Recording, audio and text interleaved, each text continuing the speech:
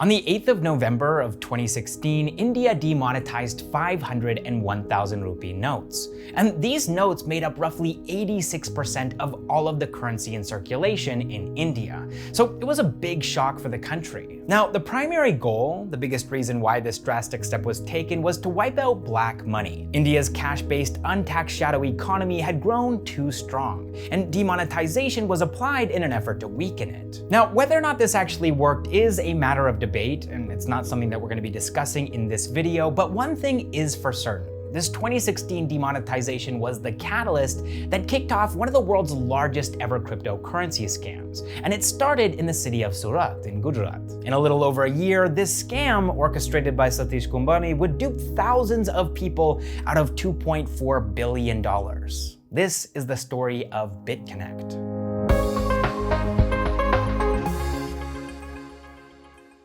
Now, truth be told, there really isn't a lot of publicly available information about Satish Kumbhani's background. What we do know is that he's originally from Himal in the Amreli district of Gujarat. Himal is a small town, just a few thousand people live there, but in spite of these humble beginnings, Satish would go on to get his master's degree at the University of Greenwich in London. Now, did this actually happen? Does he have a master's degree? Did he even go to college? Did he even finish high school? We really don't know. There's a complete absence of information online about Satish Kumbhani, and this is just what we were able to find out about him on his LinkedIn.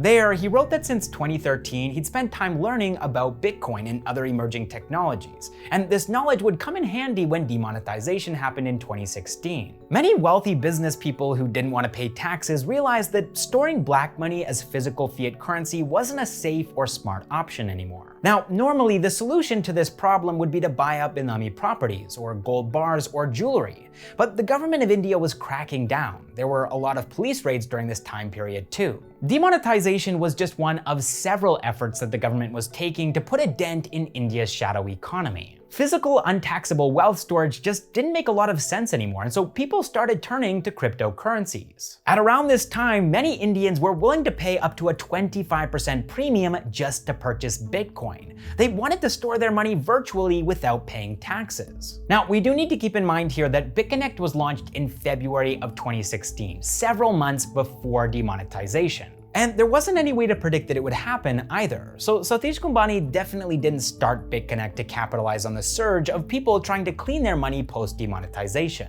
In fact, converting black money into cryptocurrency isn't actually an easy thing to do. In order to buy crypto, you need to use an online crypto exchange, which means that you already need to have money stored in a bank that you can access online. This money, just by virtue of how banks operate, is clean and taxable. So it is actually very possible that BitConnect started off as an innocent crypto startup, and that Satish had no intention of orchestrating a global Ponzi scheme.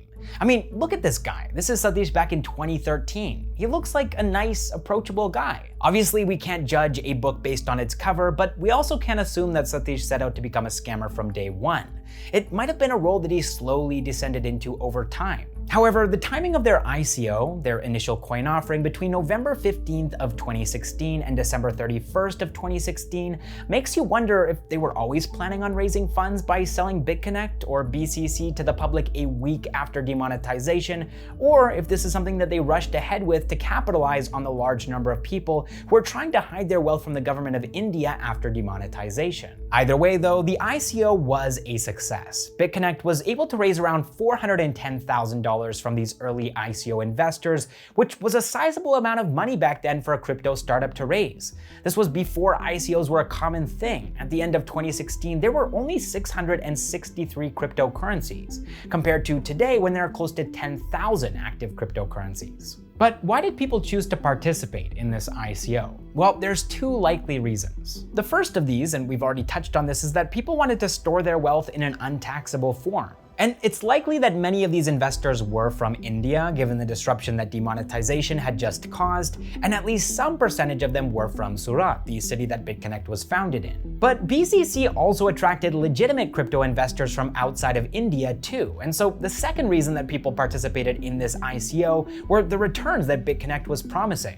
Firstly, they offered staking, and the idea here was that by staking, BitConnect holders were maintaining the security of the BitConnect network. All holders needed to do was ensure that their BitConnect coins were stored in their BitConnect QT wallet, and these coins would become an interest-bearing asset with a return of up to 120% per year. Staking, though, was actually just one feature of the BitConnect network. The biggest reason why so many people bought into this cryptocurrency was actually its lending program, powered by BitConnect's proprietary trading bot, which capitalized on crypto market volatility to generate immense returns for BitConnect holders. These returns came in two forms: daily returns ranging from 0.1% to 0.25%, which when multiplied by 365 equates to an annual return of between 36.5% and 91.25%, as well as monthly returns of up to 40%, which equates to an annual return of up to 480%. Now, in retrospect, this monthly return of up to 40% seems way too good to be true. But BitConnect approached things in much the same way that Theranos did with their Edison devices. BitConnect had something that I mentioned earlier called the BitConnect trading bot, which they claimed took advantage of crypto market volatility to buy and sell cryptocurrencies and generate massive returns in the process. I'm talking between 1 and 2% daily returns according to the company.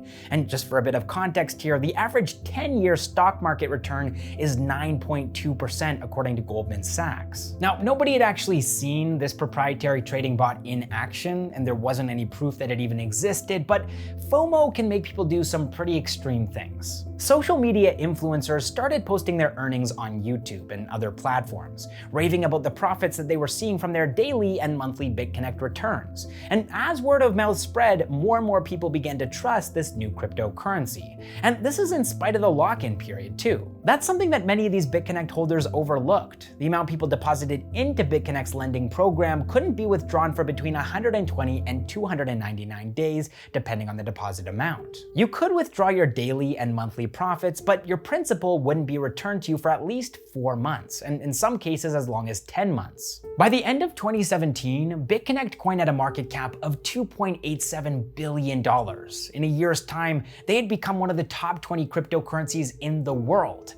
And then everything came crashing down. As BitConnect started to get bigger, naysayers began to speak up. Prominent crypto investors and entrepreneurs who understood the world of crypto better than anybody else started pointing out that BitConnect was probably a Ponzi scheme. Take, for example, Ethereum's founder Vitalik Buterin or Litecoin's founder Charlie Lee. Global authorities were next. On the 7th of November of 2017, the government of the United Kingdom sent BitConnect a notice, requesting that they either prove the legitimacy of their business in the next 2 months or shut down their operations. Then, on the 3rd of January of 2018, the Texas State Securities Board sent them an emergency cease and desist order. A week later, North Carolina's Securities Division did the same. Satish Kumbhani's house of cards was beginning to fall down, and BitConnect holders began to realize that they couldn't get their money out. The lock-in period prevented them from avoiding the impending collapse of BitConnect.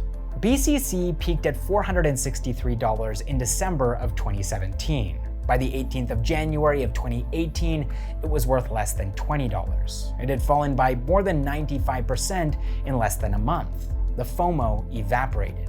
The party was over. And some people did lose a bit of money, like that little bit of cash at the end of the month that your friend tells you to invest in BitConnect coin, but other people had sold their homes and their cars. They had put their life savings into BitConnect. They thought that they were going to be millionaires. Of course, there never was a BitConnect trading bot. Behind the scenes, Satish and his team had simply been using money that new investors put into BitConnect to pay old investors their daily and monthly ROI, as well as their principal investment once they completed the lock-in period. It was a Ponzi scheme, and it all centered around those alluring green letters. Up to 40%. These green letters are very appealing. And in the early days of BitConnect, people were seeing substantial returns. That's how word of mouth spread so quickly. But we have to take a closer look here to better understand what these words "up to" mean in the context of a scam. Because BitConnect investors thought that this "up to" was referring to market volatility. The better BitConnect's trading bot performed, the closer BCC holders got to that 40% monthly ROI. But in reality, this "up to" was referring to the success of BitConnect's Ponzi scheme. The more people BitConnect was able to drag into the scam, the closer BCC holders got to that 40% monthly ROI. But as soon as the authorities started investigating BitConnect and the company was in the news, people got spooked, and suddenly BitConnect wasn't able to drag any more people into the scam. People just didn't trust BitConnect anymore, and trust was BitConnect's fuel. Without trust, it just didn't make sense for Satish to continue running the scam. So he shut it down and ran off with Bitcoin worth $2.4 billion at the time, which today would be worth somewhere in the ballpark of $8.3 billion. So what ended up happening to Satish Kumbhani, the mastermind behind BitConnect? Well, the United States Department of Justice has indicted Satish on charges of orchestrating a global Ponzi scheme, and they're looking for him. Nobody knows where he is. At one point, he was arrested by India's Criminal Investigation Department, the CID, in 2019 in Surat, and the FBI had even interrogated him, but in spite of this, he's currently at large. Of course, there were a number of other people involved in BitConnect. It wasn't just Satish. In fact, he may have even had a co-founder, a co-conspirator named Divyesh Turji, who fled back to India in 2017, right after investigations into BitConnect were initiated by governments and police forces around the world. Divyesh was BitConnect's India head. He was arrested by the CID in August of 2018 at the airport in Delhi after visiting Dubai. Then, though, he was released from custody on bail and is now missing. Now, interestingly, this actually isn't the only crypto scam that Divyesh was involved in. According to the CID's investigation, Divyesh had actually played a role in the Decado coin crypto scam and the Regal coin crypto scam. The latter is even more shocking than the BitConnect scam in terms of what they were promising. Divyesh incentivized investors with returns of up to 5,000% for Regal coin, with a 99-day lock-in period, and while Satish and Divyesh are both still missing, BitConnect's US-based promoter, Glenn Arcano, did plead guilty to his involvement in the Ponzi scheme last year in 2021. Now, one of two interesting footnotes here is that nobody actually knows how much Indians lost in all of this. With a normal scam, people would raise complaints, they'd show proof of the money that they lost, and they'd hope to get it back. But according to the CID's Director General, Ashish Bhatia, we have received only one complaint of 1.14 crore rupees at present. Many victims told us that they want to lodge complaint, but they have not come forward. They might be having fear of income tax department, questioning the source of money. So we do not have the exact figure. However, the CID does estimate that the number could be over 500 crore rupees. And then the second footnote that I wanted to share with you all was that a Gujarati businessman by the name of Shailesh Bhatt, who was one of BitConnect's early investors, ended up losing his entire investment when BitConnect was shut down. And since Satish was missing, he decided to take matters into his own hands and visited BitConnect's employees with a gun. He allegedly forced them to transfer over 2,400 Bitcoins worth about $95 million today, and now Shailesh has also gone missing. So we have no idea when or how this story is going to end. Will Satish and Divyesh be caught? Nobody's sure. They both likely have enough untraceable cryptocurrency to buy a jet or a private island and hide from authorities until the day that they die. Now, hopefully that doesn't happen. Hopefully they're brought to justice for the crimes that they've committed and the lives that they've negatively impacted. But until then, that's enough from my side. I really hope that you enjoyed the video, and I will see you in the next one. BitConnect!